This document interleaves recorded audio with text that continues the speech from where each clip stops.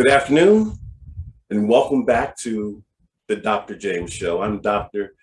James Smith Jr., and as always, glad you can make it, glad to be able to see you and hear you, and you're in for a treat. I know I say that every week, but it's true. We have Philadelphia music royalty with us, and I'm looking forward to bringing both of our guests on for what promises to be a phenomenal show. Again, during the course of the show, if you have comments, thoughts, reactions, put them in the chat room, and we'll make sure we get to as many as we can in the time allotted. Again, musical greatness. I know one of our guests is here with us. The other one is on his way. So let's bring Stacy Harcum, musical phenom, onto the Dr. James Show. Stacy, how are you? Hello, how are you? Man, I'm doing good. You always wear that big smile. Do you ever have a bad day? Most definitely. I do have a bad day, but it doesn't have to remain that way. It reminds me of one of my favorite quotes: when things go wrong, don't go with them. And you and I have known each other for some time, and every time I see you, you make me feel good because your energy is always positive and enlightening. Thank you for saying so. All right, let's talk music. I believe Donald's on his way, and when he gets here, we'll bring him on. But let's talk all things Stacy Harcum. Tell us about your foray into music. Did music find you, or did you find music? When did this love affair start? Wow, that's a very good question. My musical journey started very early. At 4 years old, my parents used to have an old piano in the basement. And I used to spend countless hours down in the basement just tinkling on the piano. So, you know, my parents, being studious and being sensitive to their child's things that they're involved in, they said, "Oh, he must be interested in music." So they ran and started getting me piano lessons, and I hated it. I hated taking lessons. I just wanted to tinkle on the piano. Right. So that didn't last too long. But then when I started school, back in those days, I'm come from another generation. So back in those days, they used to have instruments that they would give out to the students in school. Sure. And I knew my mother, I knew she liked saxophone. So I said, well, I'll get in good with my mom a little bit, and I'll bring home a saxophone. Well, when she heard me, you know, trying to play the saxophone, she's like, "Oh, you can play that thing a little bit." And ever since then, she never let me put it down. Well, now to this date, I'm glad that she did never let me put it down, because now I make my living from it. So that's where the musical journey started.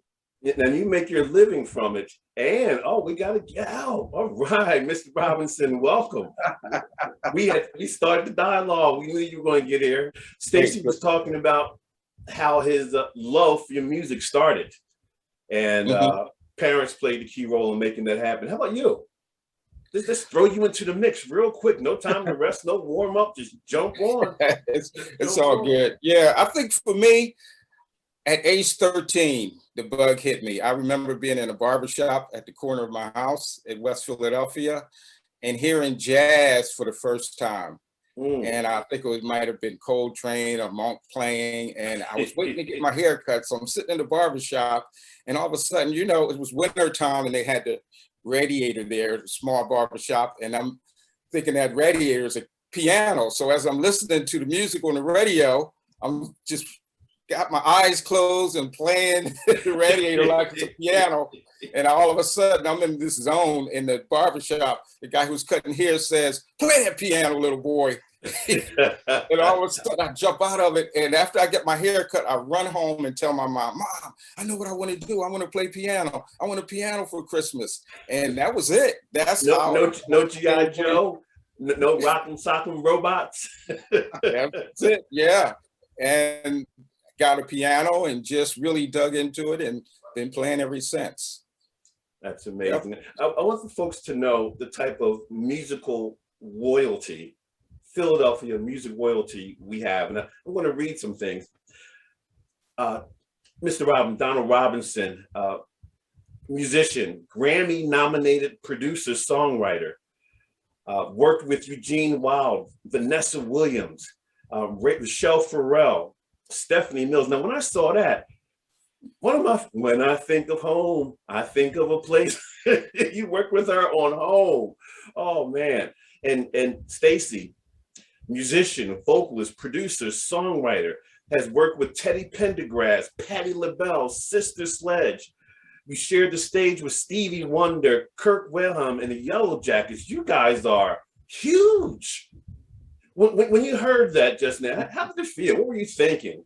Did you start thinking about being on stage with them or them being on stage with you? Tell us about how you feel about your accomplishments, your musical accomplishments. Well, yes, me personally, every day I want to pinch myself that a kid from Southwest Philadelphia has been able to live the life that I've been able to live. Music has afforded me an opportunity to do some great things. It's afforded me to have lifelong friendships like I do with people like Donald Robinson, incredible, incredible brothers that, for me, some of them are closer than my blood relatives. I mean, we've become closer than blood brothers in some cases. So it's really an overwhelming thing to know that God has really blessed me to that degree to be able to experience the things that I have. Yeah, yeah. Donald, I see you nodding your head. It's for me, it's kind of like the little by little principle. It's kind of, you start doing things when you're younger, you know, you get a keyboard, then you get a computer, then you start playing live and doing studio sessions, and one thing just kind of adds to the next. And I think, the whole experience of us growing as musicians is, of course, the consistency part and doing it and being disciplined to really, hone in on your gifts. And, but I think a big part of it is, you look back and say, wow, how did I get here? But you don't realize as you're doing it, it's that little by little principle that kind of takes you to that place. And then you look and say, wow, I can't believe I'm here. So, I know Stacy and I, we're both just thankful and grateful, and, just thank God for the gifts that he's given us to be able to share with the world this way. Yeah. I'm going to borrow your phrase right there. Take a look back. I want you to think about the past 16 months as a man, as a Black man, as a musician. How were you impacted socially, civil injustice, the pandemic? How did it impact you as a person? And how did it impact your music? Start with you, Donald. Yeah, well, when we're in a place where there's nothing we can do about it, it's like you grow, or, you just kind of complain about everything and I can't believe this is happening. But for me, it was reinventing myself and trying to find some things that I can do socially, online, and building something new and looking at the situation as, what can I do in a situation that can still make some things happen and I don't just fall into a zone of depression? And, of course, it affected every musician because, that was our bread and butter, going out playing live and going in the studio and being surrounded by people. So it affected all of us that way. But I think a lot of us just found a new way to do things. And for me personally, it was basically learning about recording online and looking at all the tools, how I can help independent artists and figure out ways that we still can work. And I kind of dug into the marketing side and how do you do online marketing. And I kind of dug into looking at all the musical tools that are out there. There's something called audio movers that you can listen to the audio, and Zoom can just be your video. So I've kind of, had to reinvent myself and look at different ways to do things. And it's been a blessing. I've made a lot of contacts during that period. And I had a time to really look at myself and, really reflect on, okay, what is it in life that you really want? So for me, it was a great time to really dig into who I am and reflect and pray and ask God, like, okay, what is it I should be doing during this time? So I just made a, as they say, you know, just making a good situation out of something that can be so detrimental to a lot of people. How about you, Trey? Well, for me, I guess I came from a different end because previously God had given me a vehicle that was basically online prior to. Missions and Music I started several years ago, and it's an online and mobile music company. So I was already online, but as Donald said, even if you were online, it made you, or it gave the necessity of you reinventing how you utilize those tools. So it made me really press into some things. I think that during this time, as he said, it stripped away a lot of stuff that you didn't need. And it also had you to add on some things for the next chapter of my life. The weird thing was that musically, I didn't get a lot, well, as much as I thought I was going to get. You know, I said, since everything is shut down, there's going to be this massive flood of creativity. There's going to be this massive flood of songs coming to me. But really, during the pandemic, I found out, I recently came to the realization that I was functionally depressed during that time. Wow. That the emotions, there were so many emotions at once, so much death, so much challenging as far as social unrest and different things like that, that I was just really just getting along, just trying to get through it, just trying to survive.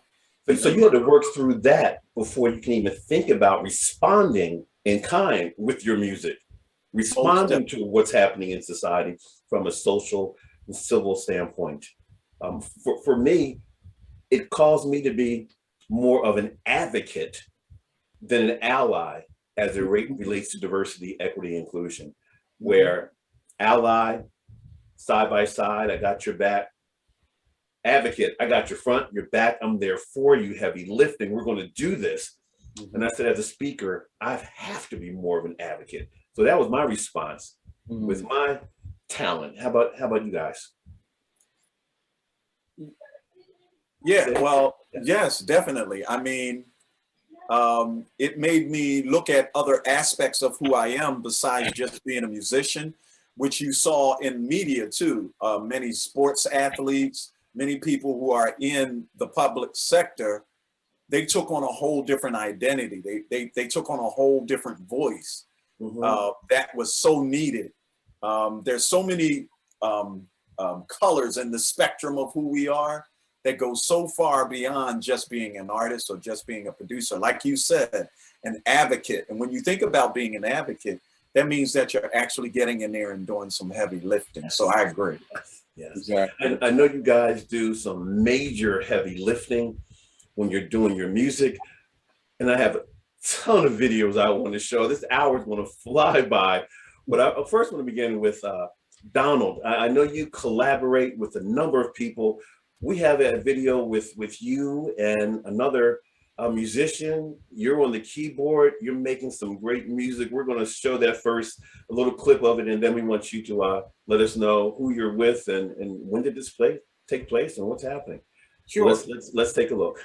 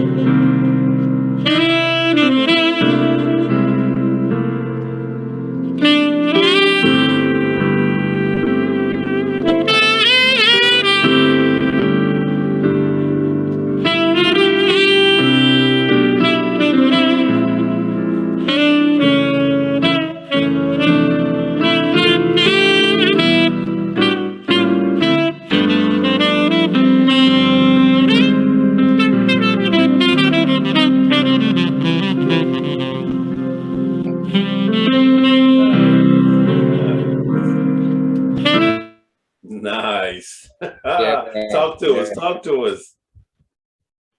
Donald. Yeah, so first of all, this was a song that originally was done with Breath of Heaven. Stacy and I is on our Breath of Heaven album.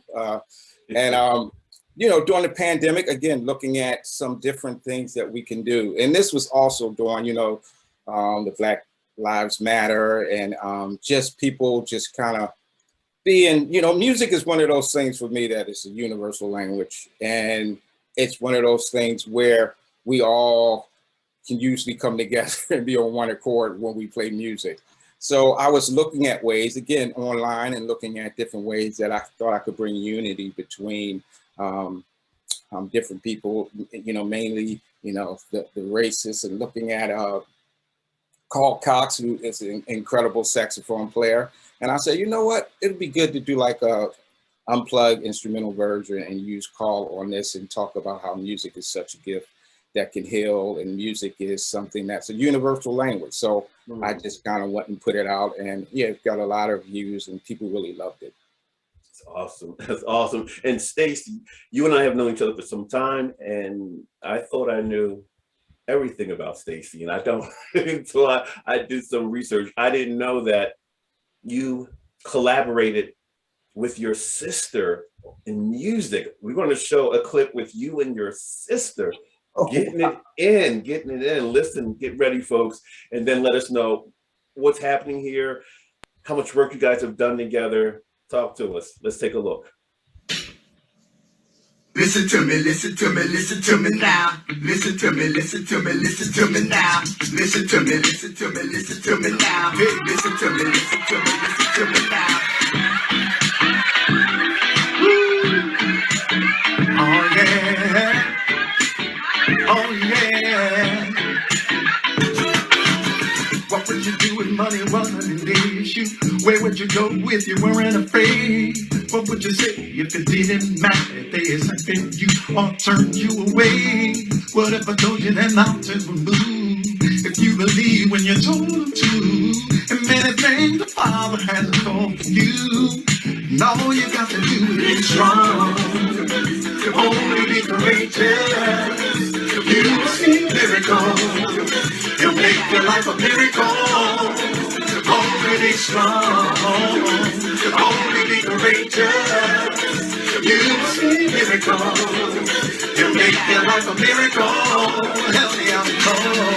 Where would you be if you were living your dreams? How would you act if you were running things? What would you say if I told you that your daddy made the sky and the seas and all that is within them? What would you do if I said you had a purpose created in heaven and a destiny? And many things the Father has in store for you. And all you gotta do is be strong. Only be courageous. You will see miracles. And they'll make your life a miracle. Only be strong. Only be courageous. You will see miracles. And they'll make your life a miracle. Whoa. Nice. That's the first time I saw that. Yeah. Stacey, talk to us. What's you and sis, huh? Yeah, so that's an interesting story behind that. She did what Donald was doing with people like Carl Cox. She lives in Belgium, her and my brother-in-law. They live in Belgium, and they're a pretty well-known group over there. And she was doing a series with different artists where they were doing live streaming of them performing during the pandemic. So she had she put together a whole show, and she asked me to do the duet, which is actually on my album on Soul Exposed that she actually sang on. So we actually did that live. It was super fun. Wow. And it was one of the highlights of during such a trying and challenging time. Beautiful, beautiful. Good stuff, good stuff. Now, both of you, again, music royalty, Philadelphia music royalty. What do you tell young folks today, young musicians who are looking to break in to this industry? And has the industry really changed over the years and over the last 16 months? So it's a combination of two questions. What do you tell young folks who are breaking in, young musicians who are breaking in, advice for them?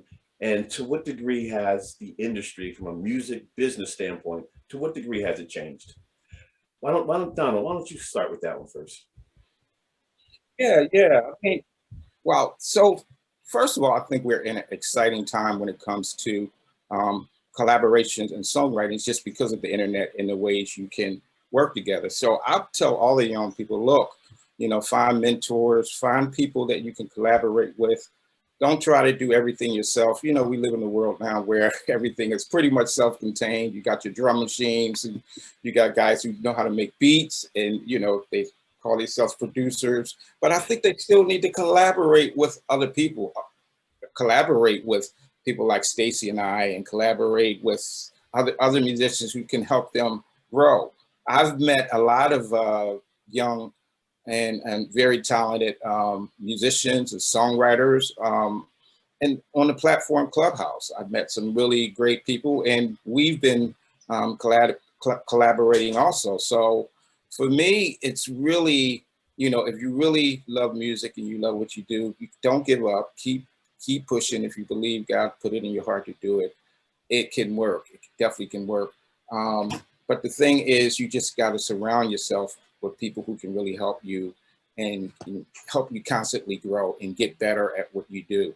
But sometimes I see a lot of younger musicians, everybody's in a shell, they're doing their own thing, and they're not really growing because they're not really networking with the people they should be networking with. So all in a nutshell, basically network, find a mentor, and continue to grow.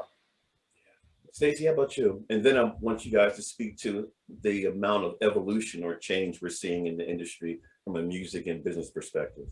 Yeah, well, I was going to talk about that a little bit. Yeah. As Donald said, it's an exciting time. The key word that Donald said in his response was networking. That's so key. Networking, do not get in your own fishbowl. Don't only just sit in your own fishbowl. Get outside of your fishbowl. Experience other people. Technology has allowed you to do that. And one of the great things that I believe is a great thing that has happened in the music industry is music industry has totally changed. Whereas in years past, you would have to wait on a major label to sign you, or a major recording contract for you to sign a major recording contract for you to get your music and to get your ideas and to get the creativity that God has blessed you with out to the public. Well, now everything is set up that you can be an independent artist. And we have some friends that have done some tremendous things as independent artists. That means you're cutting out the middleman of you really, really benefiting from your talents and benefiting from the things that you create.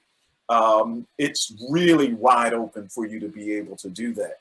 And the other thing I would say, independent, I would say, me personally, I would say go independent. That's the main thing I'm saying.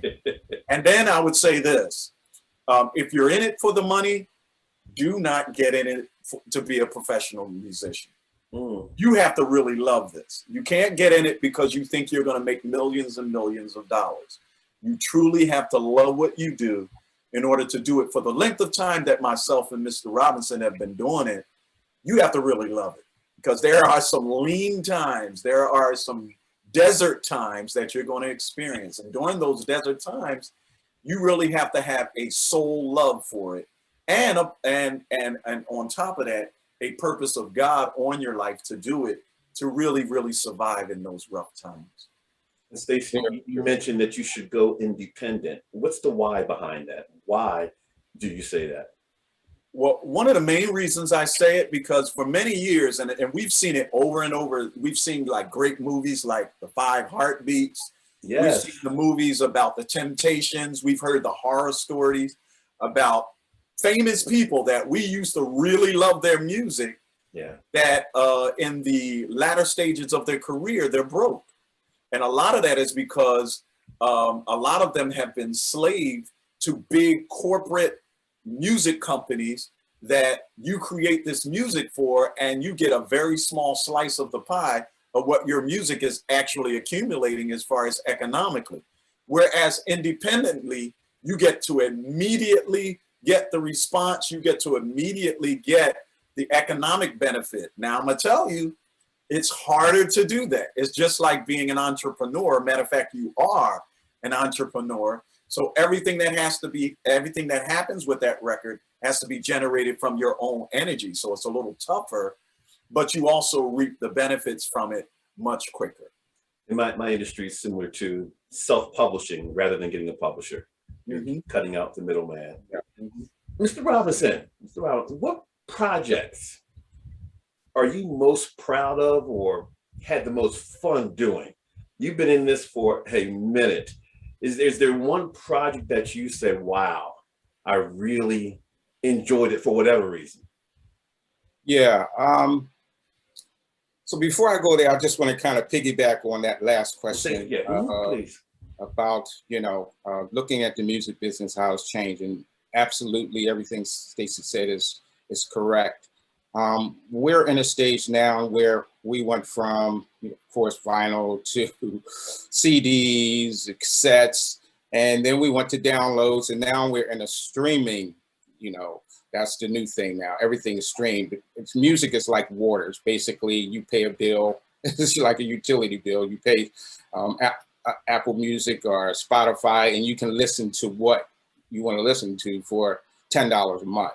So from the sense of how music works and being a songwriter, it's really hard to stay on top of that and really see the income to really sustain your career like you did in the past if you were signed to a publishing deal. But however, on the other side of that, you have much greater opportunities, and you can put your own material out and, go to these different sites like TuneCore and DistroKid, CD Baby, and actually distribute your own music. Now, I think a big part of it that we forget is that you still need to market your music. So I see a lot of musicians where they'll do their CD, they'll put it out, and they'll put all the money into the studio, making the record, paying a musician, producer, engineer, and then they don't have any money to really market it.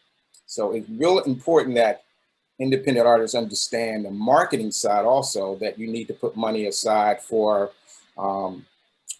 promotion. You need to put money aside for a publicist. You need to put money aside for the whole picture. The creative side is one part, and the business side is another part, and they work together. You can't just put all your money on the CD and say, oh, it's going to be a hit, everybody's going to love it, because usually if you're not marketing, if you're not really putting it in the right playlists and things like that, it's only going to go but so far. So it's really important that we understand that it's not just the music part, the creative part, but it's also the business part that need to be handled. Make sure you got your copyrights, making sure you have everything set up in place.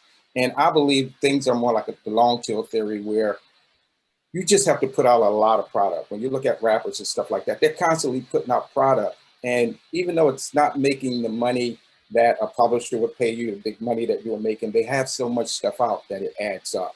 So I just wanted to get that out there. Sure. So people will know that focus on the business side as well as the creative side, and then you'll have more of a better way to get your stuff out there. I totally agree with that. I find that a lot of speakers, when we get started, we're focusing on the creative and we're not looking at the business side. You could be a phenomenal speaker, broke, and be an okay speaker, but do well because you put in the time with the business, with the product, with the scalability and so forth. Exactly. And going back to your question about the most proud of wow, I mean, project. Everyone has his own little thing, but I would say Grover Washington Jr. was a mentor. He was a guy that being on the road with him and seeing how he handled things, and his integrity, and how he would play live, but he would always bring like a classroom of students to the sound check, or college students, and he would pick somebody out of the audience and have them come to the children night and play their saxophone with them. That was inspiring. So he was definitely probably the top of the list when it comes to mentors. I love it. Tell us something about Grover that only people who traveled with him would know. I've done my research, my qualitative research. Right. So what about Grover would you only know if you did qualitative research. I mean, you were there every step of the way. Right. So there's so many, but the one that stands out is we were on tour. I call it the Burn and Bus Tour.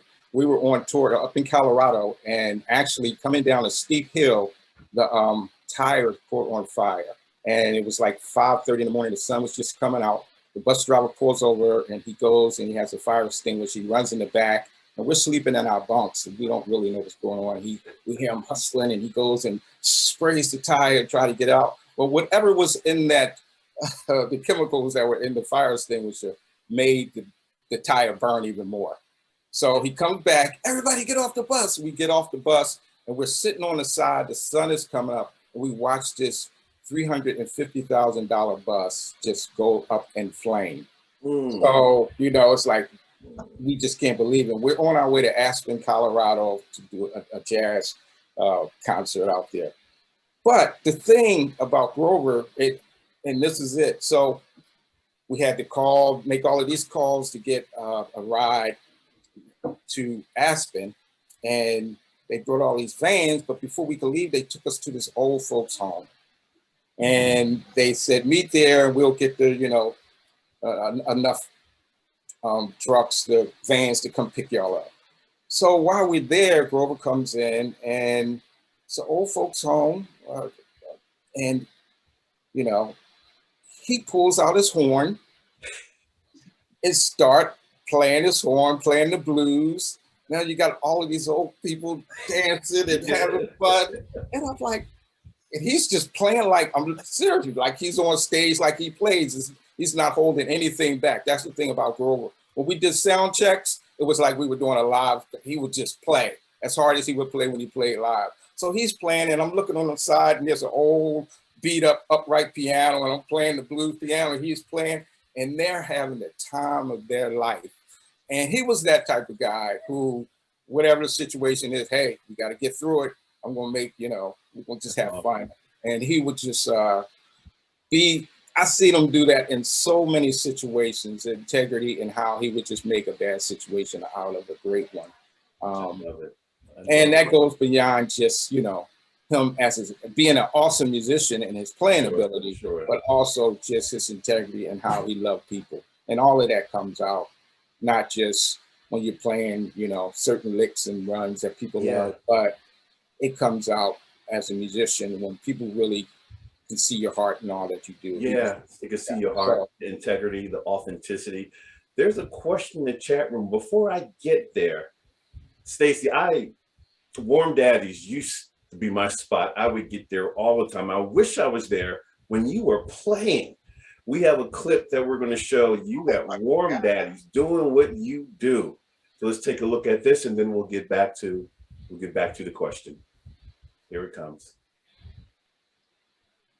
All right.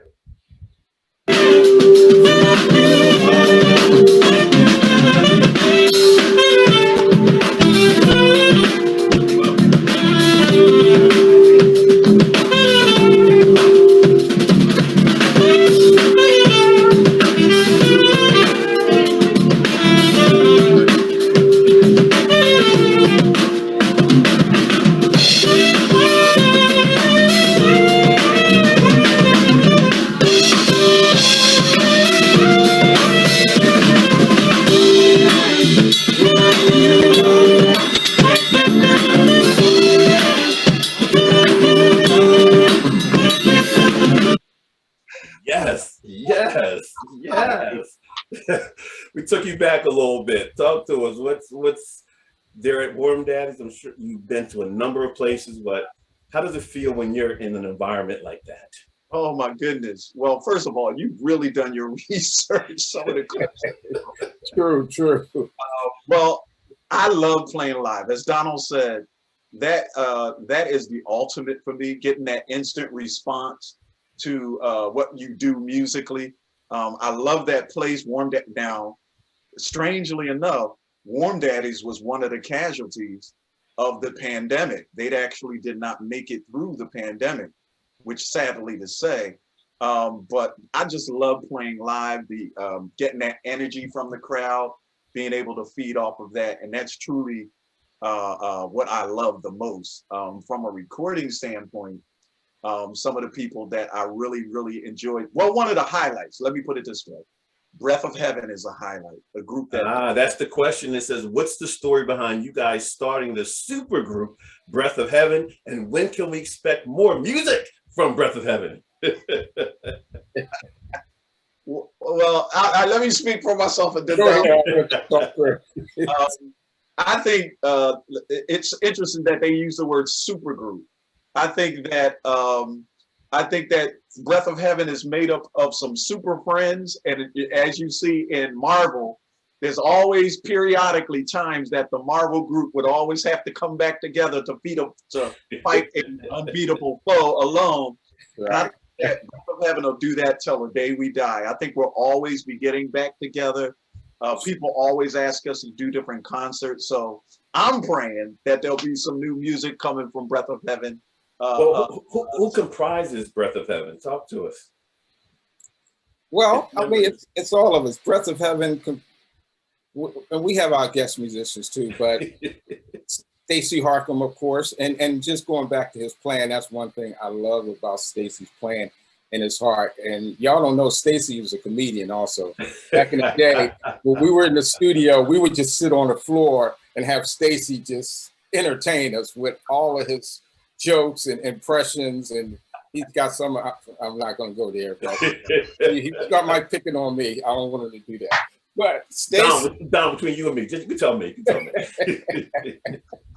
So yes, Breath of Heaven, Stacey Harcum, Garfield Williams, Randy Bolin was a part of it, Fanny. It's just pretty much a 4-piece group: bass, drums, keyboard, guitar, a 5-piece, and Stacey Harcum playing sax. And Stacey, doubles up on other instruments too. He plays keyboards, he sings, incredible voice as you heard, and he plays saxophone. So he was just kind of like the guy, the headliner for me to kind of get out there in front and get the audience rolling. And I've learned a lot from this guy. So we're looking forward to it. The thing I think that happened is that, we respect everybody's individual careers also. So, and everybody's kind of spread out. Garfield Williams is in Upper Marlboro, Maryland. Stacey's in Delaware. I'm in close to Philadelphia. So everybody was kind of doing their own things, but as Stacey said, the super glue is there, and we're still going to make some things happen. We just need to have a meeting and set up some dates. So I'm going to make it happen. You know me, I do a vlog called Tan Time, and Tan stands for Take Action Now. Not one day, not someday, not eventually.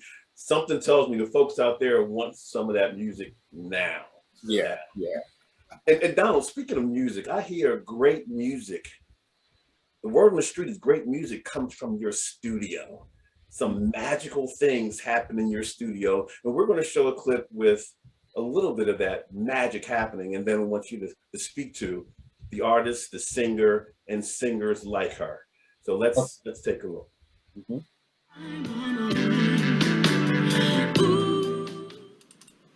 And find the strength to carry on. We both know. We both know. We both know. We both know. We both know. In love, there's a reason.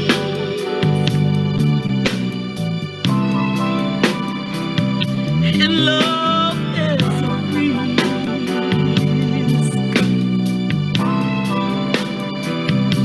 Each time that I face my fears, let go. All right, so you can help me sing like that? Tell us about your studio and the magic that happens there. Yeah, so this was something that was done, again, during the pandemic. Basically, all the music was recorded in my studio. And on this one, I've sent out a track to the bass player. He did that at home in Jersey. Vernon Pearson did an excellent job.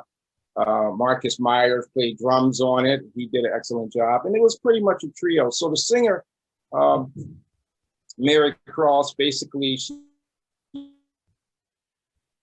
around different parts of the city, and people would say, "Oh, wow, you sound, you gotta work like Phyllis Hyman, you need to put your own thing out." So I came up with that song for her to kind of pay homage to Phyllis Hyman, the great Phyllis Hyman. And It does sound like Phyllis Hyman.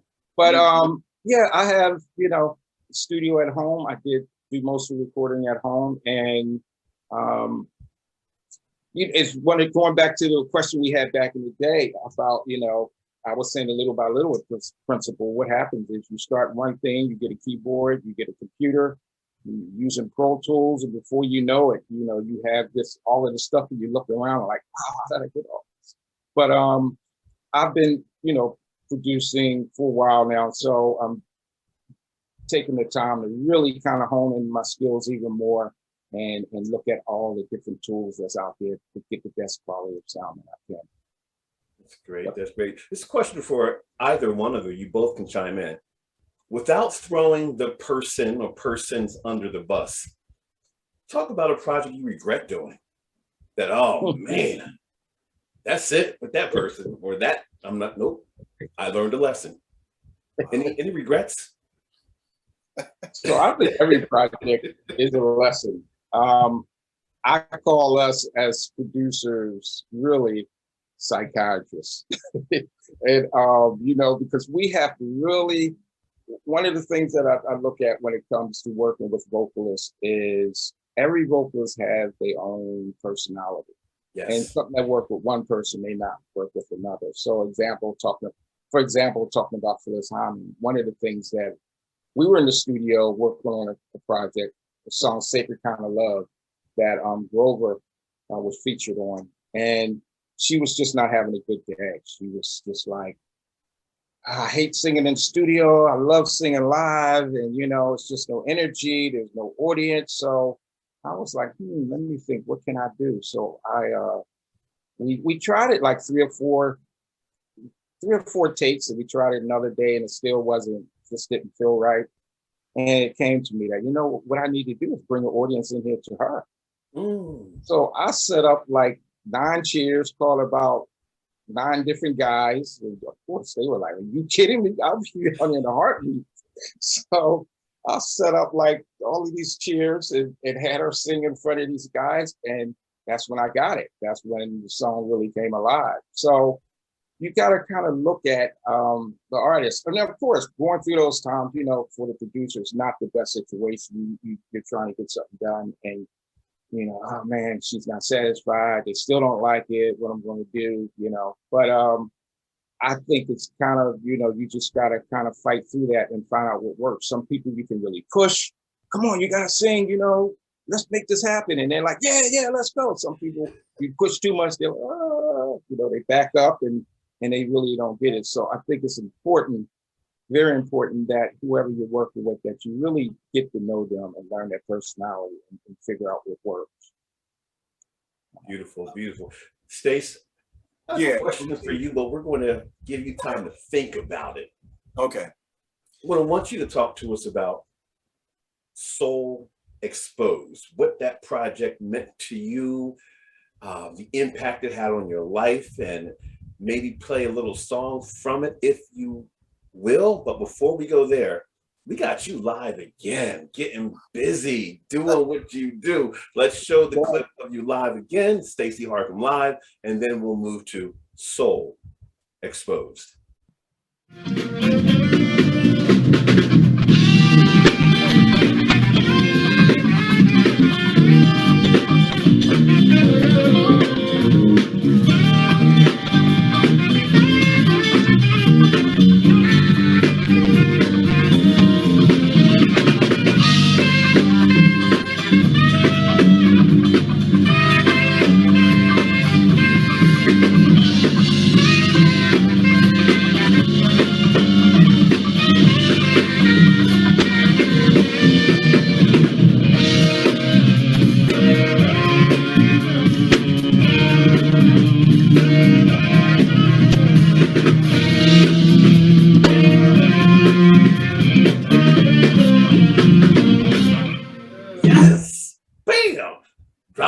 Bye. Okay. So that we don't get in any trouble, let me just say this. First of all, you did it again. You dug up a serious clip from way back. That was not from Soul Exposed, though. Yes. It was. That was Randy Brecker's song that he called Slang. But it was from a Soul Exposed concert that I did. Some great musicians with that. But that was not my song, just in case. No, it wasn't. It wasn't. Thank you for clarifying. But let's talk about Soul Exposed. That was an important project for you. Oh, most definitely. It was a life-changing project for me. The whole album was pretty much written in a 2-week span. It was during a great snow blizzard that we had a couple of years ago. And nobody could go anywhere, similar to what happened during the pandemic. We were shut in, and it was a very tumultuous time during my life from a standpoint of the relationships in my life, my marriage, raising small children. It was a very stressful and challenging time. And I was in my studio praying, crying out to the Lord about my situation, asking the Lord, if you could just get my wife to listen to me and to really understand that I'm the man of God, and that if she could just follow and get in line, and we could do great things. And if you could just get my kids to be disciplined and really, really follow what the things that I'm trying to teach them. And the Lord's answer to all my questions and all of my petitioning was, your wife and your children are not the issue, and they're not who I'm dealing with right now. The real issue is you. And at that moment, when God approaches you that way and allows you and asks you and challenges you to be authentic, you can do one or two things. Either you can agree with God and begin the journey of the painful journey, nonetheless, of God really exposing you to who you really are, or you can go on with this facade. I mean, as a man of God, I was in the church, all of the vernacular. You can go and people can think that you're this Christian man of God because all of the sayings that say you blessed and highly favored. But really in your heart, you're really not authentically who God wants you to be. And the Soul Exposed was that journey. All of the songs were a part of that journey. Love Never Fails. All of the songs that are a part of that, are a part of that conversation and that journey that God had taken me through. So Soul Exposed will always be a very, very special album in my heart. Can you expose a little of that soul right now? Is there a saxophone close by you? You're looking at it. Let me see. I'll tell you what. That song, whatever you're going to play, that will be our way to end the show today. So you can end it with exposing your soul. So we'll give you some time to think about it. Donald, I know you do teaching too, and you do video clips. I want to show one of you teaching people how to write a song, or the art of songwriting. And after we play the clip, I want you to add more to it. But it's a clip that, again, we've done our research and we have you doing some teaching here. You're a phenomenal teacher. So let's take a look at the clip on songwriting, how to write a song. The word for the day for songwriters is transitions. I notice with a lot of songs that I hear, those transitions are not really, they could be a lot better. So let me explain myself. First of all, songs are key. Starts with a song, starts with a great artist, then it's great production, but you definitely need that song. So the tip for songwriters, new songwriters, even some of you who been writing for a while, just make sure you pay attention to this. So right here I have, my kind of backdrop of what I feel is the most important thing when it comes to song. Story, what that story is. Whatever it is, make sure it's compelling, make sure people are able to relate to it. It's universal enough where everybody can grasp it. Okay, so here's just a structure, and this is kind of more for your pop R&B type of structure. Okay, so you have your intro, you have your verse, you have your chorus, and sometimes that repeats twice, and then we have a bridge. Now I noticed today bridges are just disappearing. A lot of people aren't even writing bridges. It's just basically a verse and a chorus, and it just kind of goes like that. But some of your classic songs, again, we have our verse, we have our chorus, which repeats, we have our bridge, which kind of builds up, and we go to our chorus again, and then it kind of vamps and fades out to the end. Now, what? All right, that was good. That was good. Took me to school. Talk to us. Yeah, so, I love teaching. My motto is I love teaching people the nuts and bolts of the music business, both the creative side and the business side. And so on my YouTube channel, you go to YouTube. How can we find that? Just Donald Robinson on YouTube? YouTube.com/SOW music. SOW is for Songs of Wisdom. And I think there may be a one behind it. Yeah. But if you go to YouTube.com/SOW music, you'll go to my website. And there's a lot of tutorials on songwriting, music theory, piano lessons, all the things that I've learned and I want to give back and be able to share with others. And that one that we was just watching on songwriting was basically talking about transitions of how your words should lead into from a verse to a chorus. It shouldn't just jump, it shouldn't be blocks, basically a verse and then whatever the chorus is, it comes in. But finding those words, the transitions, when I look at the great writers like Stevie Wonders, Donny Hathaways, and things like that, you'll see, if you listen and you study it, you'll hear and see just the magic of transition. So I love teaching. I'm actually working on a piano tutorial now that I'll be putting out soon. How to play piano from beginning to end. And I'm going to be doing one on production also. Well, apparently your teaching is paying off. Before we call the show an end, we have a picture of someone who means a lot to you that suggests that your teaching has paid off. So you want to tell us about what's going on in this picture? Oh, that's my daughter there. Lyrica, I'm so proud of her. Yeah, she just graduated. She's going to University of Wisconsin. And of course, I'm a proud dad. And yeah, the one over there on the right is she's trying to get out the picture, actually.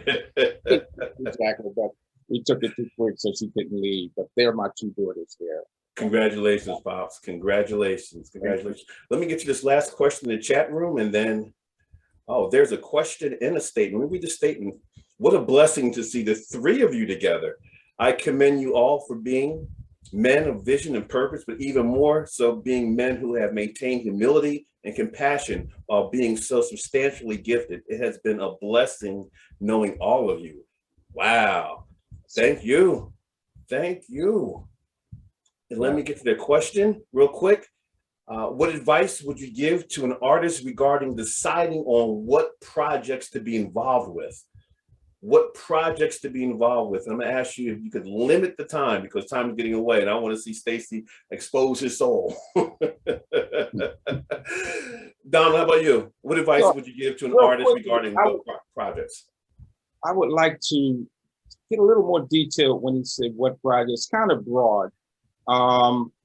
So I would kind of be speculating what he really means when he says what projects to get involved with. I think, of course, anything that resonates with your heart and your soul that you feel that, you should be a part of, that you feel that you can add to the table, that you feel like, oh yeah, this is the type of music that I like to do. So for me, it's, jazz, there's R&B, which is more, but more R&B that's contemporary, and gospel.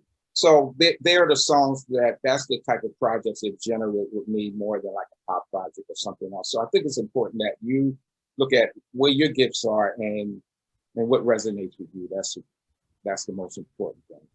Good job. I can't in a nutshell without really knowing detail. Stacey, your thoughts? Yeah, and get some people that you trust and know you, and they know where you best fit in.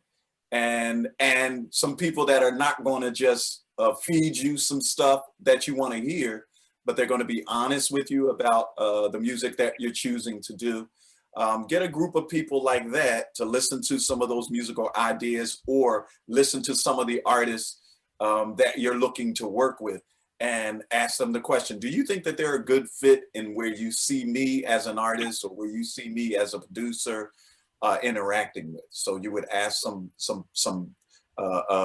close from people that are close to you and close to some of the situations that they've seen you function in, and to see whether or not that would be a good fit. Right. Real quick, the other side of that, I was to say, you know, you always play your stuff for people, even unfinished projects, get an idea what people are liking. And when you start hearing the same thing, over and over, and a lot of people are saying that, then that's maybe something you need to work on. But also make sure when you're doing your songs that you,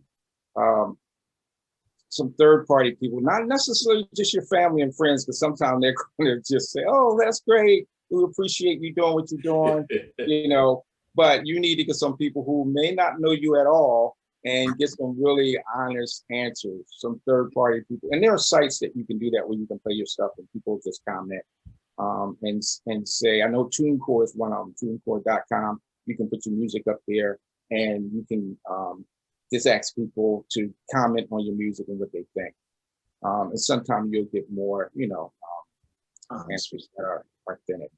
That is awesome. Awesome. Well, Stacey Harcum, Donald Robinson, two Philadelphia music icons. What a gift you gave us. And you have one more gift to give us. Stacey, can we get a little soul exposed live? Yes. Yeah, real quick. I know we're running out of time. Here we go.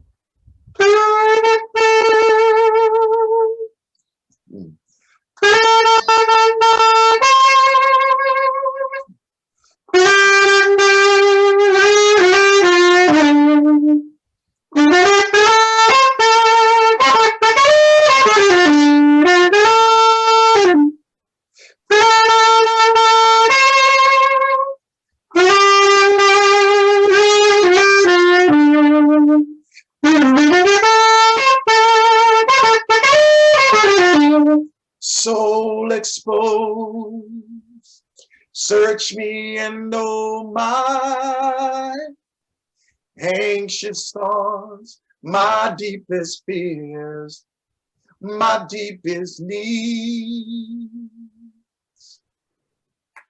Yes, sir. Oh, whoa, whoa, whoa. Again, thank you for your wisdom. Thank you for your musical acumen. Thank you for sharing. Thank you for making the time. And those of you who joined us Christmas in June, hope you enjoyed. You were just Jim-packed.